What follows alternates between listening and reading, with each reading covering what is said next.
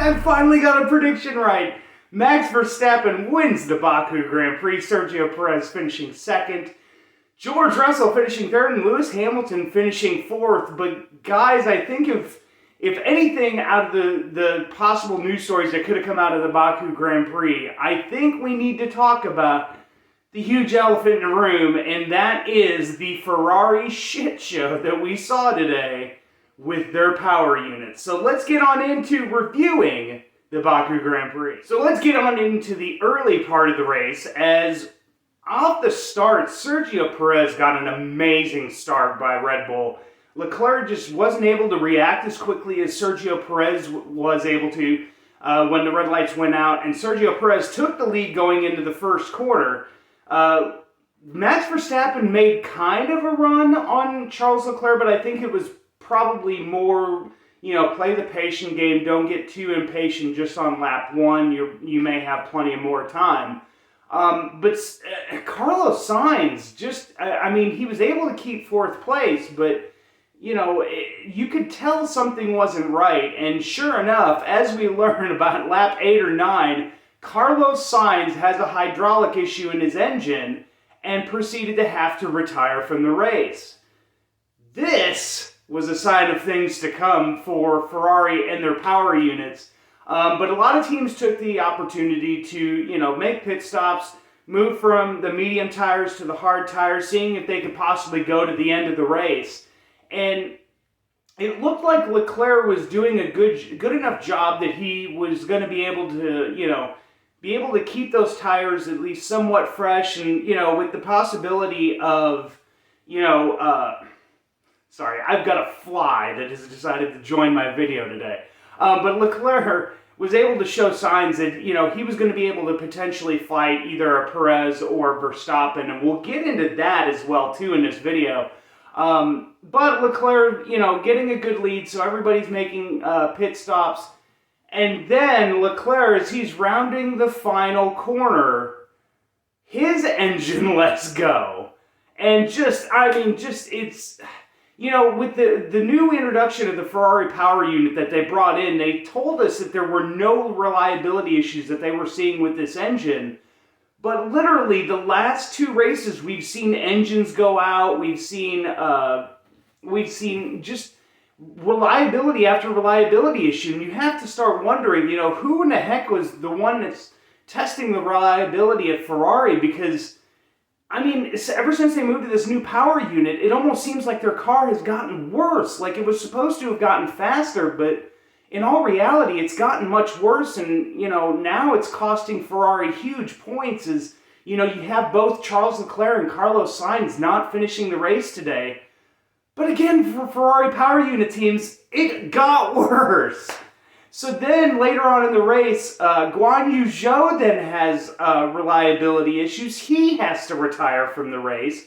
And this was absolutely gutting for him, because Guan Yu Zhou was having an amazing weekend for Alfa Romeo. Bottas just really didn't seem to be anywhere this weekend. And Guan Yu Zhou seemed to be carrying the flag for Alfa Romeo. He got past Bottas at one point, was basically sitting in 10th place, getting at least a point, and then all of a sudden over the radio comes the message that he just doesn't want to hear. And when they played the radio transmission to him, he literally cussed up a storm going, "You guys have got to be freaking kidding me that we're having to retire from another race." And this is no fault of Guan Yu Zhou. I think he had a very fantastic weekend. He was right on par, if not just a little bit ahead of Valtteri Bottas. And unfortunately, he ends up having to retire. And again, it doesn't stop there, because then later on in the race, as Kevin Magnussen is racing Esteban Ocon, trying to get back into the top 10, his engine lets go, and it's disheartening. And, for Ferrari customer teams, you've got to be really pissed off at the fact that now you're having to pay for Ferrari's reliability issues.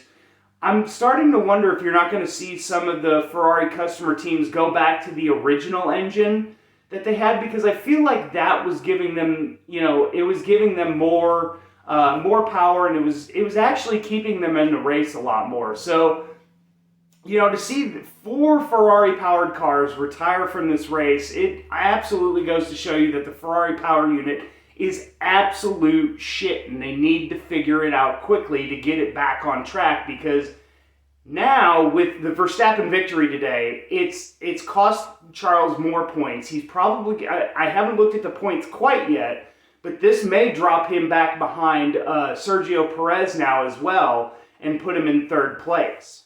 But looking into the middle part of the race, we saw pit stops come on, and there was some complaining from Sergio that his rear tires, he wasn't having the grip that he had early on in the race. And then Max is able to pit him. But then there's the weird, the weird radio message that comes across to Sergio, and it says, "No fighting." And this is where the Red Bull Civil War ends, because now you know that they're going to favor Max Verstappen. Why would you tell Sergio Perez not to fight? He's in this championship hunt just as much as Max is. Why would you then tell him not to fight for a 1st place position and to get a really good haul of points? Like, this tells me that Red Bull's priorities are specifically with Max Verstappen. And this is going to look really, really bad for Formula One if you're starting to get team orders literally 8 races into a 22-race season. And it really compromised Sergio Perez's race when you told him not to fight, because then when the virtual safety car came out later on in the race, obviously you pit Sergio Perez first, and then you pitted Max Verstappen afterwards, but like the pit stops were even slow for Sergio. Like it almost just seemed like they tried to slow him down enough so that he wouldn't have the complaint of, well, I'm just as fast as Max, or, let us fight for position. It almost seemed that way, especially even after the first pit stop. Because if after the first pit stop, Sergio Perez has a 5-second pit stop. They held him there for quite a while.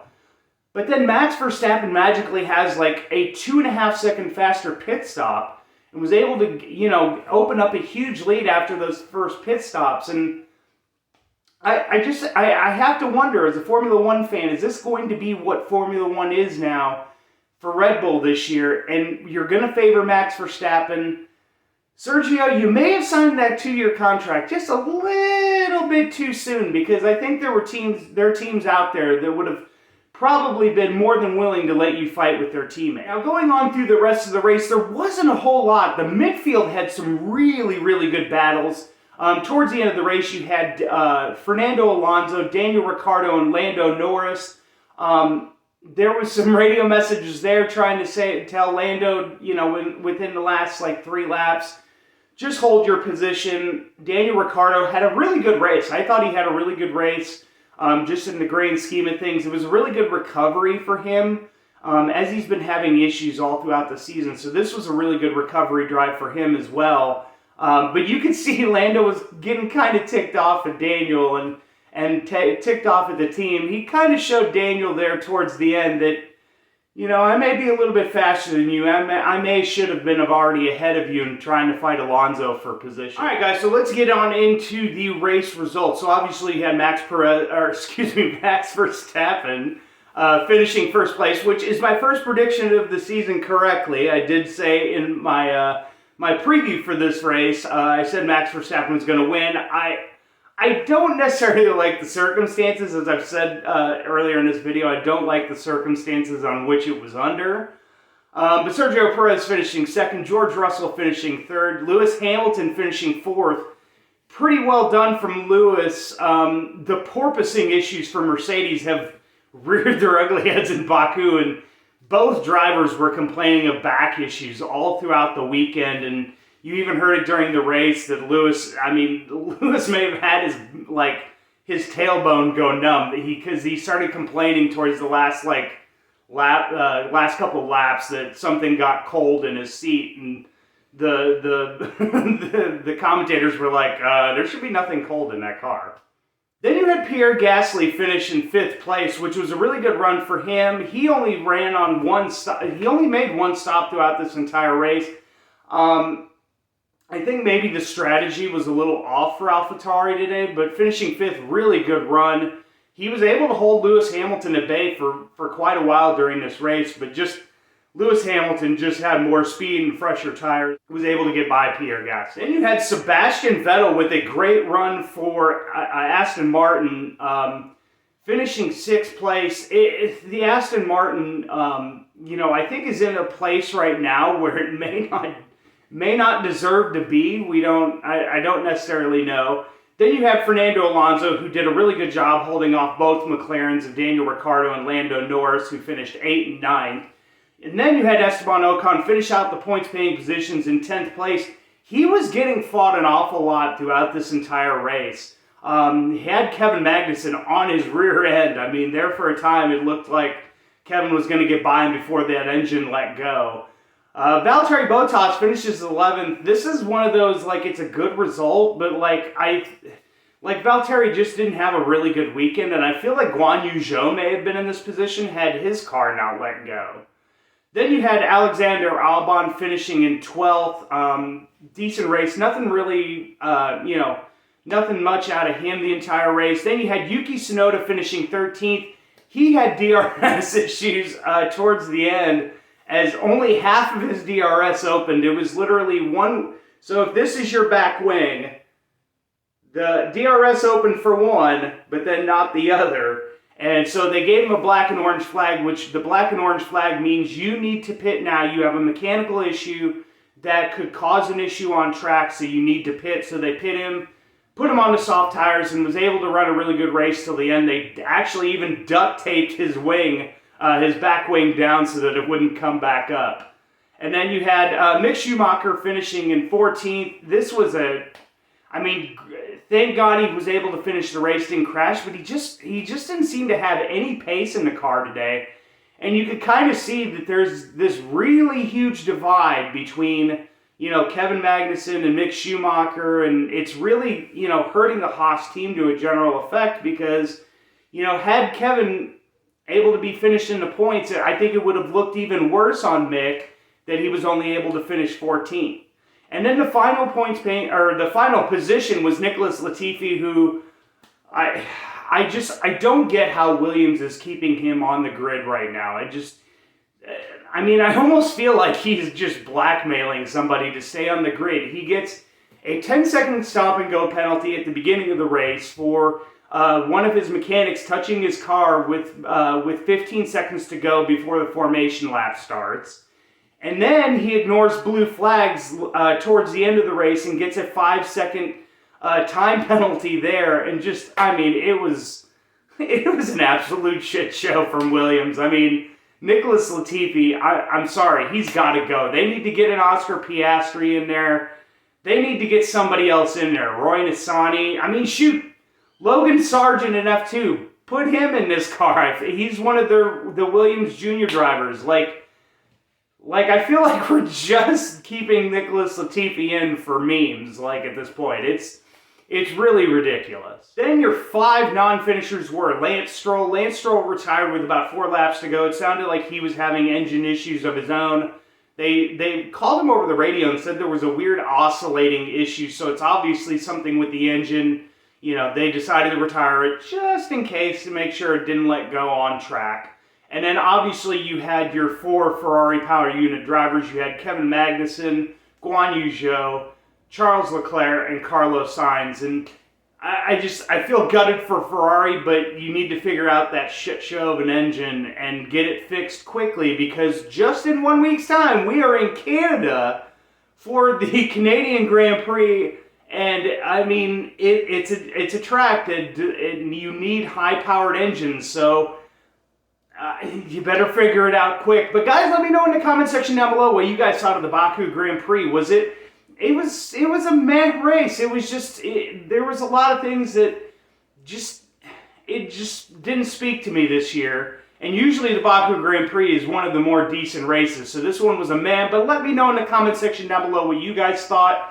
Slap a like on this video for more Formula 1 content for me, and to get this video out to more Formula 1 fans. And guys, subscribe if you guys are new for more weekly daily Formula One content. We'll have a race preview this week for the Canadian Grand Prix.